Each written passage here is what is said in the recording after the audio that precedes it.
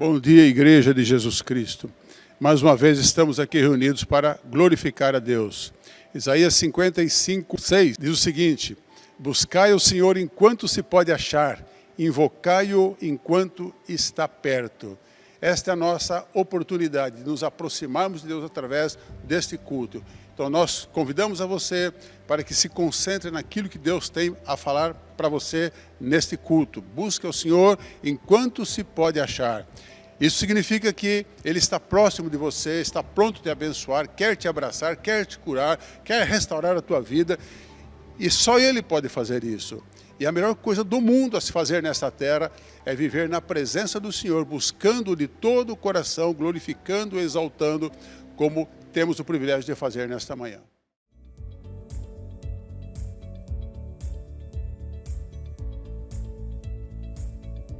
Bem-vindos a mais um momento de fidelidade e generosidade. Provérbios 21:26 diz que o justo ama dar. Dar não por paixão, não por emoção, mas por entendimento, por compromisso. Por isso, o dízimo é regular, proporcional e sacrificial. As ofertas que a gente coloca na igreja, que a gente traz para a igreja, o devolver o dízimo, o entregar a oferta, tem o caráter regular, proporcional e sacrificial. Regular porque não é esporadicamente, tem a ver com a nossa vida, tem a ver com o dia a dia nosso. Então a gente sempre está presente, as contas da comunidade caem todo mês. E uma igreja, ela não vive de venda de pão de queijo. Uma igreja que abençoa tantas pessoas e transforma tantas realidades, vive do dízimo e da oferta dos seus membros. Proporcional, porque significa proporcional a 10% da sua receita. 10% é o sinônimo de dízimo. Então não é um número aleatório, não é um número que eu sinto, não é um número que me emociona, mas é um número minimamente proporcional ao que significa dízimo, 10%. E sacrificial, porque nós não devemos contar centavos, mas entregar como sacrifício mesmo aquilo que muitas vezes parece que vai faltar, mas nós sabemos, o nosso Deus é fiel. O caráter do dízimo e da oferta é o caráter da cruz. Jesus não se entregou por uma troca, Ele não esperava nada de nós, Ele apenas se entregou por nós. E é por isso que nessa manhã eu quero te convidar para que nesse mesmo espírito do cristianismo você aprenda e se renda a entregar o seu dízimo e a sua oferta de maneira regular, proporcional e sacrificial. A Bíblia diz em Salmo 126, aqueles que semeiam com lágrimas, com cantos de alegria, colherão. Aquele que sai chorando enquanto lança a semente, voltará com cantos de alegria, trazendo os seus feixes. Deus te abençoe. Amém, amém. Quem quer mais de Cristo aí? Levanta a mão para mim ver. Glória a Deus. Glória a Deus. Vamos lá. Bom, gente, eu no dia 19 de junho recebi uma mensagem no meu WhatsApp. Uma mensagem de áudio de aproximadamente 3 minutos. Fica a dica, quando você me mandar mensagem no WhatsApp, já manda falando que você quer tudo de uma vez, porque o irmão aqui é ansioso. Se você mandar oi, eu vou falar oi. Se demorar 3 horas para me responder, eu não vou ficar bem. Então já manda tudo, beleza? E eu recebi esse áudio de 3 minutos do pastor Hugo, me convidando para estar aqui hoje. Era exatamente 8h53 da manhã. Eu estava na empresa, falei, nossa, mensagem do pastor Hugo, deixa eu ver aqui, né? Vi. Aí eu não respondi nada. 8h56, eu mandei para ele, cara, e continuei pensando. 8h59, mandei para ele, conta comigo. Daí ele falou assim, já sabia. Esses 7 minutos vocês não têm ideia que, diferente de Jacó, que brigou com o anjo pela bênção dele, eu estava tipo, anjo, leva para outro, é outro. Vocês não têm ideia. Foi mais ou menos assim comigo naquele dia. Onde, durante 7 minutos, Deus falou assim comigo, por que não você? Você tem orado, eis-me aqui. Por que não você? Porque não é sobre você, é sobre o que eu quero fazer através de você. Aí ele falou isso, eu não tive argumentos, né? Então, contra Deus não há argumentos, né? Normalmente a gente usa que contra fatos e dados não há argumentos, contra Deus também não, tá? Então, se você quiser argumentar com Deus, você vai sempre perder. E ele falou assim para mim no áudio, Rafa, eu não vou te dar nenhuma palavra, nenhum tema específico. Compartilha com a igreja o que Deus tem falado ao seu coração. Qual que é a sua temporada hoje? Em qual momento você está vivendo hoje? Compartilha com a igreja. Então, hoje eu queria compartilhar com vocês a palavra de Neemias. Neemias, para quem não conhece, Neemias foi um líder judeu. Ele era copeiro do rei da Pérsia, que tem um nome o tanto quanto mais difícil do que o meu, o primeiro nome, para quem conhece. O nome dele é Artaxerxes. É meio difícil de falar. Treinei a tarde inteira e saiu malemar.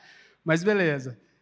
Ele era copeiro do rei. Qual é a função do copeiro do rei? O copeiro do rei é responsável por levar toda a bebida, toda a alimentação que o rei vai comer e vai beber. Só que isso ele experimenta antes de levar. Então, a vida do rei está sobre a mão do copeiro.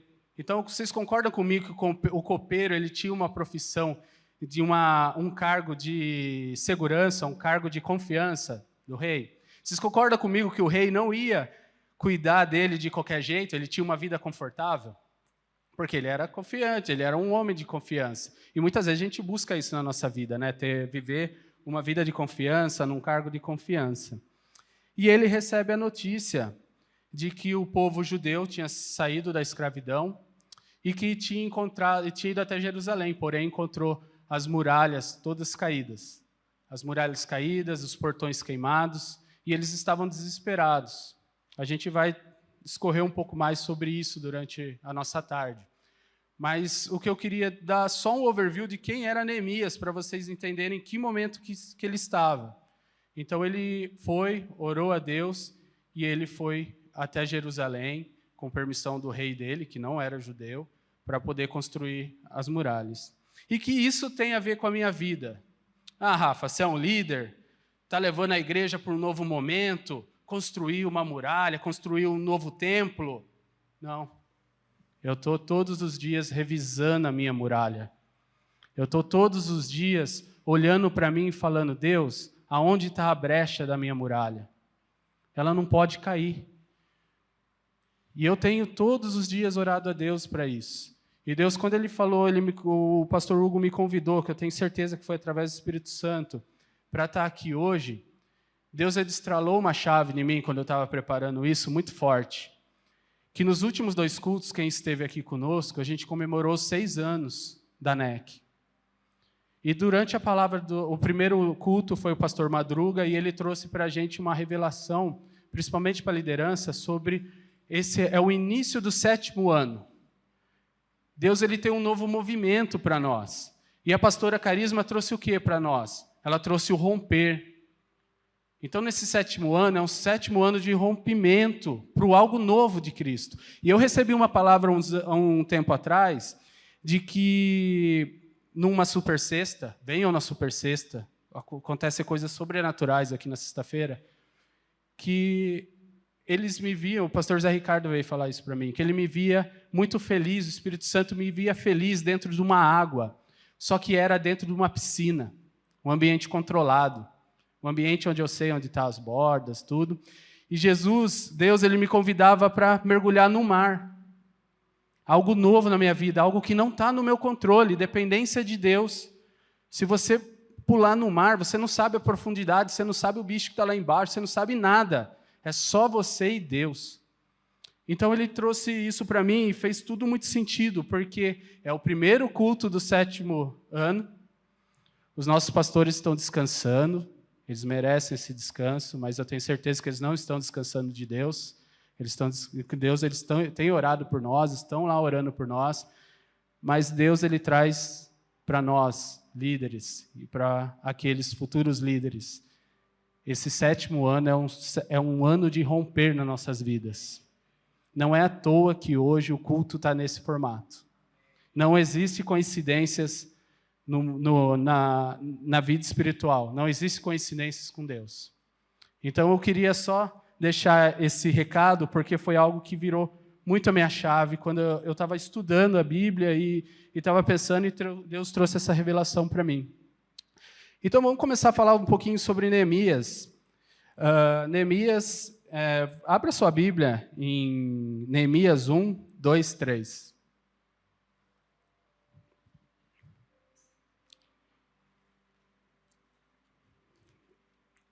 Quando você abrir, diga amém.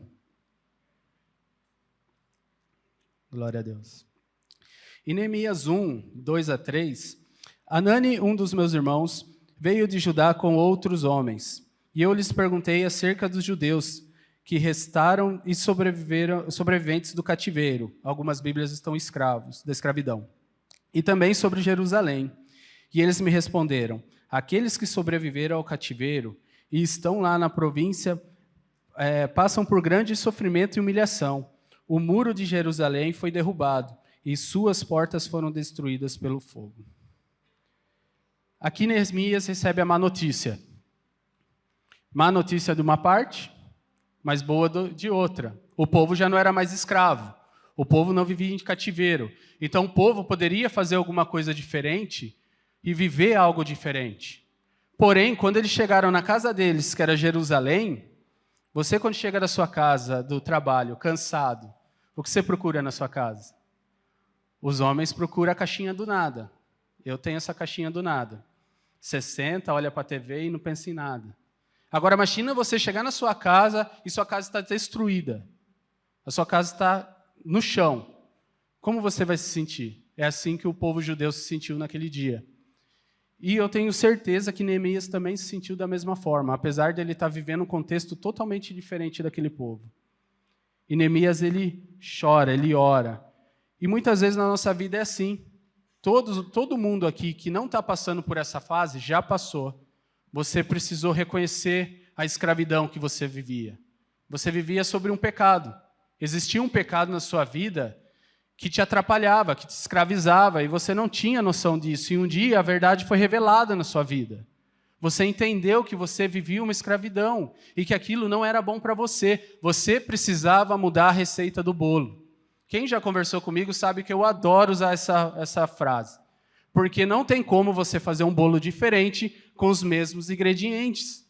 Você precisa mudar. Então Deus ele traz para nós que a gente precisa mudar. Essa vida não me leva mais para lugar nenhum. Eu preciso mudar. E você, às vezes, é convidado, você vem para a igreja. Aí você chega na igreja. O povo cantando, louvando, e um fala uau daqui, outro yes de lá, e outro mais Senhor, e outro você aqui. Quieto. Sua terra espiritual está devastada. Você não sabe o que você faz. Você começa a sentir até que, será que esse lugar é para mim? Eu estou tão anos-luz diferente desse pessoal aqui. Foi mais ou menos o que os judeus sentiram quando chegaram lá. Terra devastada.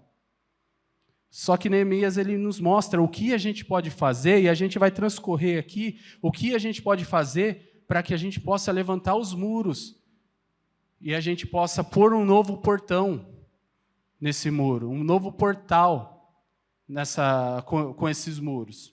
Neemias, no capítulo 1, versículo 3, versículo 4.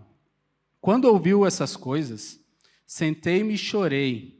Passei dias lamentando, jejuando e orando a Deus dos céus. Depois é a oração dele, que vai estar aí embaixo. Quando você está nesse... Se tem alguém aqui hoje que está nessa fase, eu estou na fase onde meus muros já caíram, eu não sei o que eu faço. O que eu digo para você? Primeira coisa, ore a Deus. Busque em Deus esse entendimento. Reconheça os seus pecados, reconheça os seus erros e fale para Ele, Senhor, o Senhor é o único Senhor, o único suficiente na minha vida. Eu não quero mais. Chega. Eu quero algo novo para a minha vida. Eu quero viver algo novo. E Deus ele vai trazer estratégias para você. Porque se você for no capítulo 2, versículo 4, nesse momento, Neemias ele continuou trabalhando, porém já não tão feliz. Neemias era um cara feliz. Era um cara sorridente. E o rei que ele vivia junto percebeu que ele estava mal. E perguntou, por que você não está bem? Por que você está mal? E ele falou sobre o povo dele, o rei.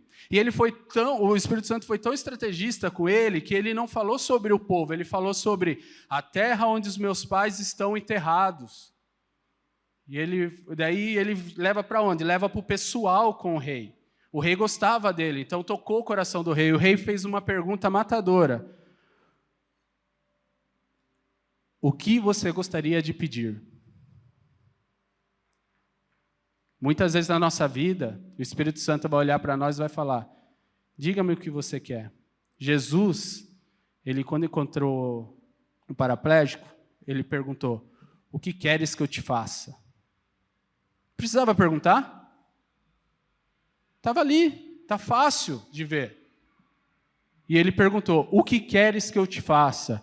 E aqui o rei perguntou, o que gostaria de pedir? Então, orei a Deus do céu e respondi ao rei, se for de grado do rei, e se seu servo puder contar com sua benevolência, que ele deixe ir à cidade onde os meus pais estão enterrados, em Judá, para que eu possa reconstruí-la.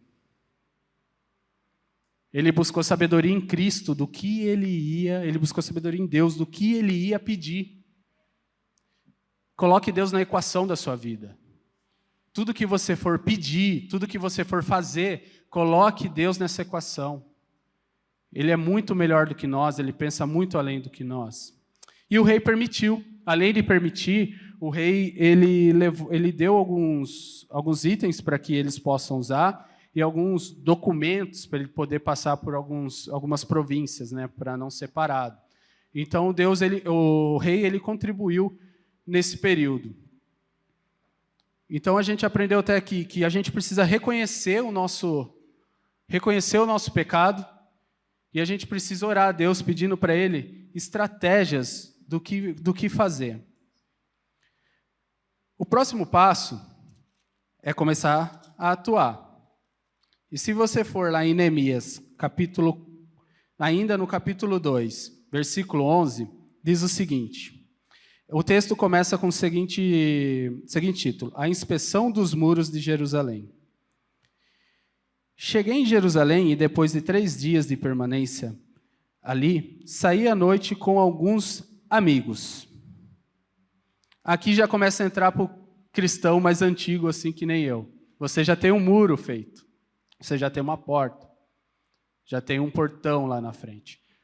O que agora a gente vai começar a fazer? A gente vai começar a inspecionar os nossos muros, saber como eles estão. E a gente vai fazer isso sozinho? Para quem tá construindo, quem aqui já construiu, hoje em dia é mais difícil, mas quando eu era criança eu via muito isso. Pessoas que juntavam os vizinhos, amigos, parentes, faziam um churrasco, alguma coisa, e ia bater laje. Por que fazia isso? Porque sozinho não dá. Sozinho não dá.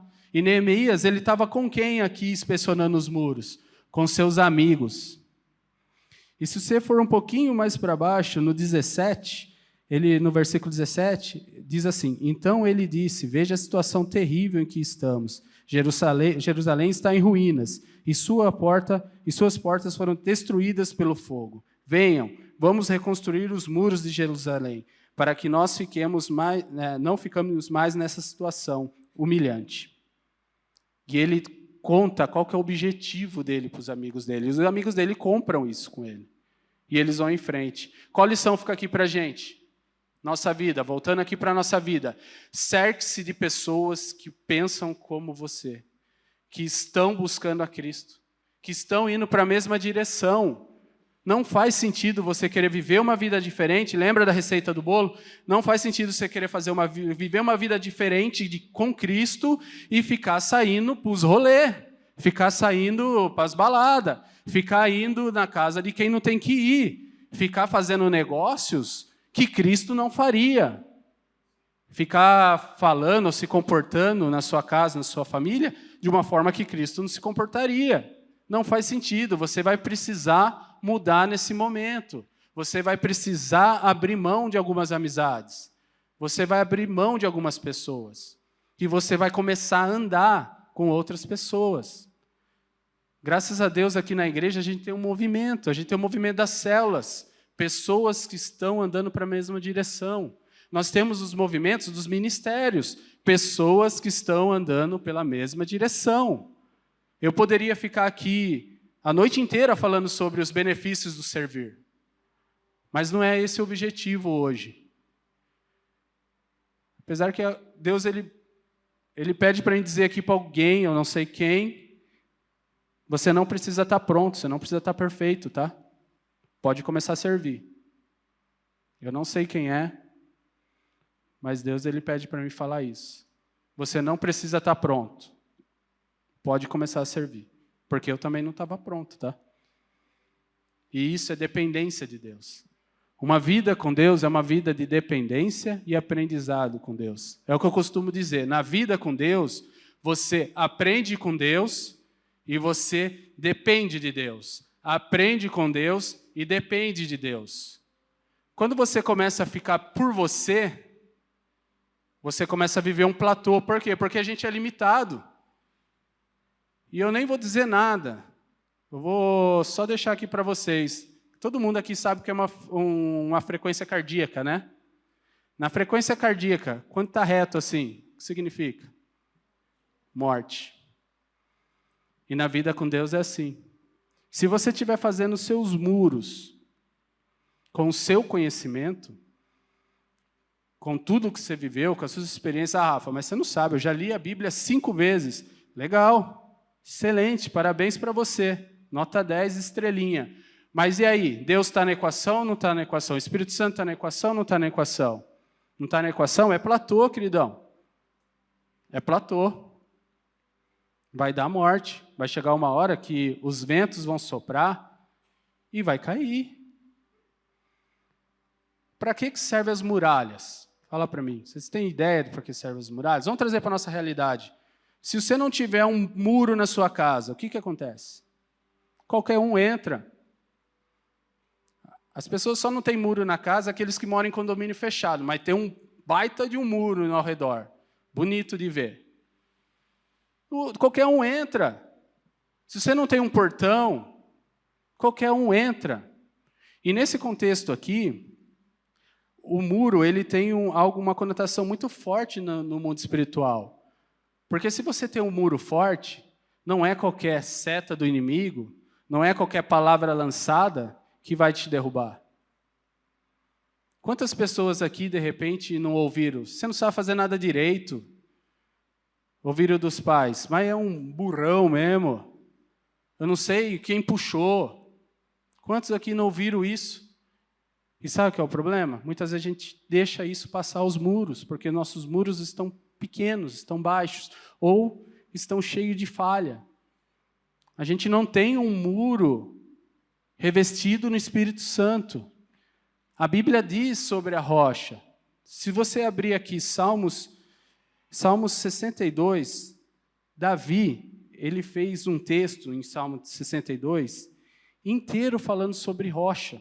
Eu vou ler aqui do 1 ao 2 só para vocês. A minha alma descansa somente em Deus. Dele vem a minha salvação. Somente Ele é a rocha que me salva. Ele é a minha torre segura e jamais serei abalado.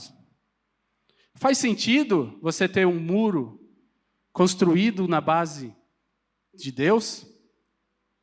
Faz sentido para você isso? Então é isso, não é sobre quem eu sou, o que eu faço, o que eu sei, que eu deixo de deixar de saber. Mas é sobre quem é Cristo em mim. Porque daí a gente vem para os portões, que são os portais. Quando você chega numa cidade bonita, turística, não sei quantos aqui já foram para Campos do Jordão, Águas de São Pedro, normalmente sempre tem um portal quando você está chegando. Coisa mais linda de ver, né? Esse tempo atrás eu e a Bru foi para Gramado, quando eu cheguei lá em Gramado, que eu vi aquele portal lindo lá, eu falei, cara, uau, o Hugo não está aqui, eu vou fazer a vez dele. Uau! É lindo o portal. E para que serve o portal? O portal é para receber pessoas que vão passar. Você chegar no condomínio fechado para você entrar, é uma crise. Você tem que chegar lá, se identificar, colocar lá onde você está indo, deixando de ir. Você passa. Pelo portal, só entra quem Cristo quer. Você só pode permitir entrar na sua vida, passar pela sua vida, pelo portal da sua vida, aquilo que vai te levar para mais perto de Deus. Se for pedra de tropeço, querido, não deixe entrar. E tudo que acontece é para a honra e glória de Deus. Porque os portais normalmente são lindos, é onde está a glória do lugar. É a glória do lugar. Você chega no portal, eu ainda não fui nem para Disney e nem aqui no Beto Carreiro, mas falam que o portal lá é maravilhoso, é uma glória. E aonde está a glória do seu portal? A glória do seu portal fala sobre você? Ou a glória do seu portal aponta para Cristo? Isso é minha luta diária. É o que eu estou passando. Eu quero que tudo que eu faço, tudo que eu deixo de fazer, seja para a honra e glória de Cristo. Que as pessoas vejam e falem, ele só está lá essa noite porque Cristo permitiu. Porque é para a honra e glória de Cristo. Não é sobre o Rafael. Até porque bonitinho ele não é. Bonitinho é o pastor Zé Ricardo. É verdade, eu falei para Maria, se vira aí, filha. Tirar foto bonita do pastor Zé Ricardo é fácil. Quero ver tirar foto boa de mim hoje. Eu falei para ela, faz seus corre aí. Pede milagre para Deus aí. Milagre das câmeras, sei lá, faz alguma coisa. Mas é isso, gente. A glória tem que ser de Deus, não sobre nós. Não sobre nós, porque senão qualquer coisinha entra na nossa vida e toma conta da gente. Sabe aquele negocinho que a gente chega para você e fala assim, cara, você não sabe que fulano falou de você. Ah, é? Que fulano falou de mim? Ah, fulano falou que você é antipático, que você é chato, que você não sei o quê, você não sei o quê. Cara, quando você não tem um muro feito em Deus, um portal para a glória de Deus, você não tem identidade, isso aí te afeta tão fácil, que te derruba e te leva para a escravidão da aprovação das pessoas. E não tem nada a ver com aprovação de pessoas. Tem a ver com a aprovação de Cristo na sua vida. A gente costuma dizer, né? Tem um meme aí que o pessoal fala. Antes era mente vazia, oficina do diabo. Hoje em dia fulano falou tal coisa, alugou um triplex na cabeça do fulano. A gente só consegue alugar lugar que está vazio. Se sua cabeça estiver cheia do Espírito Santo, ninguém aluga. Nenhum medo aluga. Faz sentido? Levanta sua mão e fala para Cristo assim, Cristo, preenche a minha cabeça, Espírito Santo, preenche minha cabeça e meu coração. Isso. Porque se estiver ocupado, seu coração e sua cabeça estiver ocupada com o Espírito Santo, nenhum mal vai te levar para outro lugar. Nenhum mal vai te levar para a escravidão. Bom, beleza, Rafa. A gente entendeu até agora que nós somos pecadores, eu fui pecador, de que é importante eu orar para pedir sabedoria para Deus, estratégias para começar a levantar meu muro ou revisar meu muro. Que eu preciso cercar dos meus amiguinhos, dá um toque no amiguinho do lado, fala, tamo junto. É isso. Você precisa cercar dos amiguinhos para viver essa vida, porque não é uma corrida, é uma maratona. Essa semana a gente teve célula e falou sobre disciplina. Quem está em célula sabe. E o meu pastor da célula, o Jean e a Aline, falaram muito sobre a corrida que eu e a Bru faz. Mais a Bru do que eu, tá? Eu só vou pelo amor a ela. Então, eu não tenho nenhuma obrigação com pace, com tempo, nada. Só vou por ela. Então, a gente estava falando exatamente sobre isso, e Cristo me trouxe, eu aprendi muito sobre isso, porque durante a corrida, durante a maratona, às vezes a gente está cansado, a gente quer andar, e tem algumas pessoas que passam do seu lado, assim, falam, não anda, trota, continua, não para, não quebra. Eles chamam quebrar quando você está caminhando. Não quebra, continua. Daí passa a senhorinha correndo e fala, não para, filho. É assim.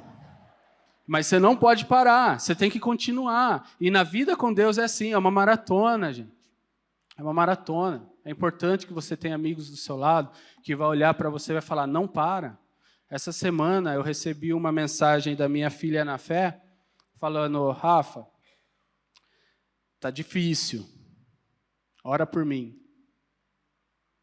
Isso é caminhar com Cristo e com um amiguinho do lado. É você poder abrir seu coração e falar, ora por mim, porque não está fácil. Que a gente possa ter essa vida. A gente fala que nós somos uma família, e família é isso. A família conta um com os outros. A gente se abre sem reserva. Nessa noite eu estou compartilhando com vocês uma coisa que eu estou vivendo. Eu estou vivendo a revisão dos meus muros. As coisas não podem ficar me chateando. O que acontece no trabalho não pode ocupar minha cabeça durante a noite. Eu não posso acordar de manhã pensando que eu tenho que ir trabalhar e aquilo ser ruim, com uma coisa ruim, sabe? Eu tenho que acordar de manhã e falar, graças a Deus, mais um dia, graças a Deus eu estou indo para o meu trabalho, graças a Deus eu vou encontrar pessoas lá, graças a Deus eu vou poder evangelizar pessoas, graças a Deus as pessoas vão ver Cristo pela minha vida. Tem que ser isso. E é isso que eu tenho vivido, é isso que eu tenho buscado. E eu creio que estar aqui hoje é resposta de oração, sabe? Eu nunca me senti tão amado como eu me senti hoje. Pessoas falando para mim, orei por você durante a semana. Aqui, hoje, eu recebi tanta oração. Cheguei aqui, uau, no fogo. E eu estou totalmente dependente de Deus aqui. Que eu tenho certeza que Ele está me usando e está trazendo palavras aqui para pessoas que precisavam ouvir isso hoje. Erga seus muros, querido. Erga seus muros com Cristo. Coloque Ele na equação. Coloque Ele na equação diária da sua vida. A nossa força, ela é pontual só. Show de bola, Rafa. Terminamos os muros, terminamos os portões. Desculpa. Terminamos os portões. E agora? E agora eu vou falar uma coisa para vocês. Agora a obra está completa de reestruturação. Se nós formos em Neemias 7, versículo 4, diz assim, ora, a cidade era grande e espaçosa, mas havia poucos moradores, e as casas ainda tinham que ser reconstruídas. O lugar era grande e espaçoso, e ainda tinha casas para reconstruir. O que isso significa? Isso significa que depois que você tiver com seus muros em Cristo, o seu portal para a honra e glória dele, aí você começa a ir atrás dos seus amiguinhos que você teve que deixar naquele momento para evangelizar eles, para cuidar deles, porque eles vão estar num terreno destruído e você vai falar, ei, vem cá comigo, aqui tem terreno, A gente pode construir sua casa e construir os seus muros juntos. Porque aí você tem suporte, você tem segurança do céu para cuidar de outras pessoas. E esse é o ciclo. Ide. Mas para você ir, você precisa estar junto com Cristo. Se a obra fosse para ser feita sozinha, Jesus não tinha 12 discípulos. Ele teria feito sozinho. E ele não teria ensinado a importância do discipulado. O discipulado é isso, é o ide. E vamos pôr um exemplo na prática aqui do que é alguém que tem os seus muros muito fortes, seu portão para a honra e glória de Deus. Em Mateus 14, abra comigo em Mateus 14.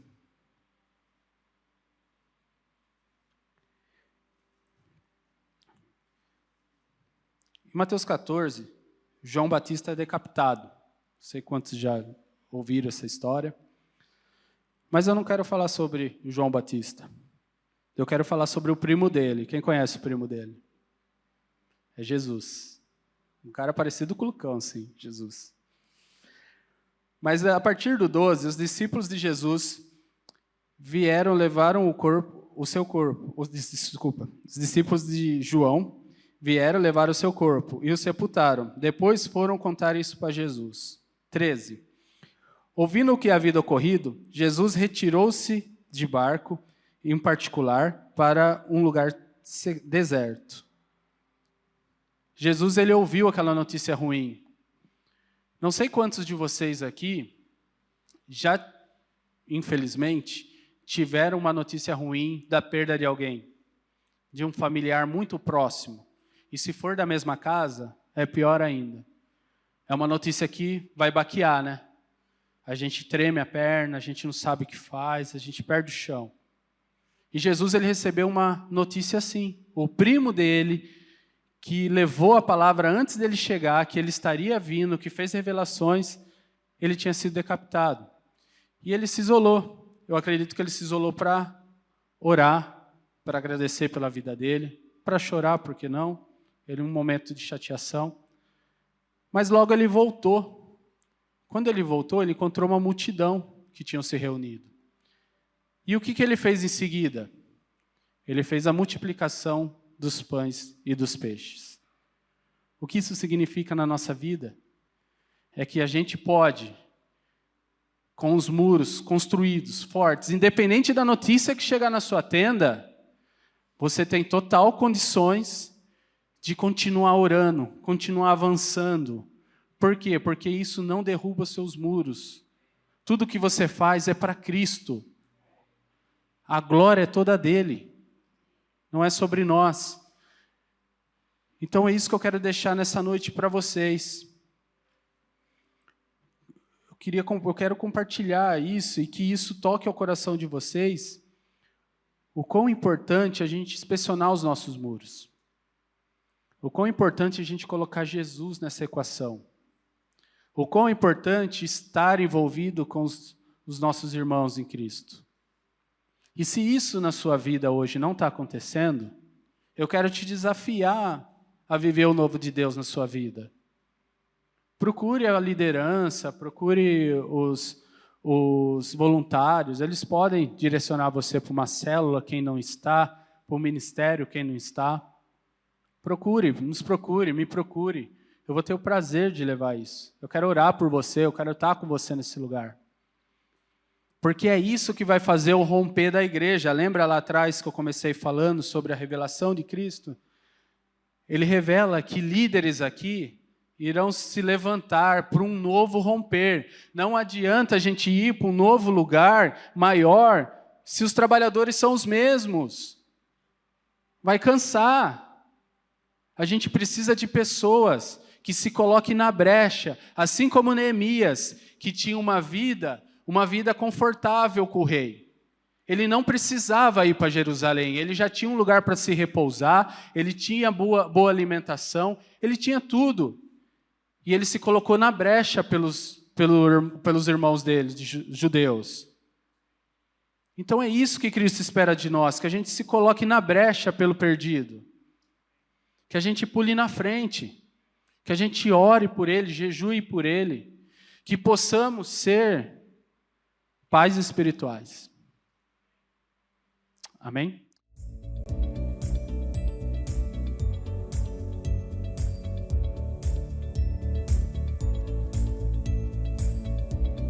Glória a Deus, como é bom, né?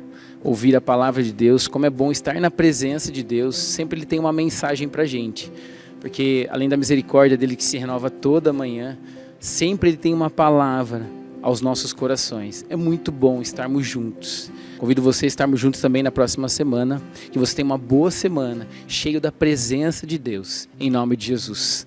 Tchau!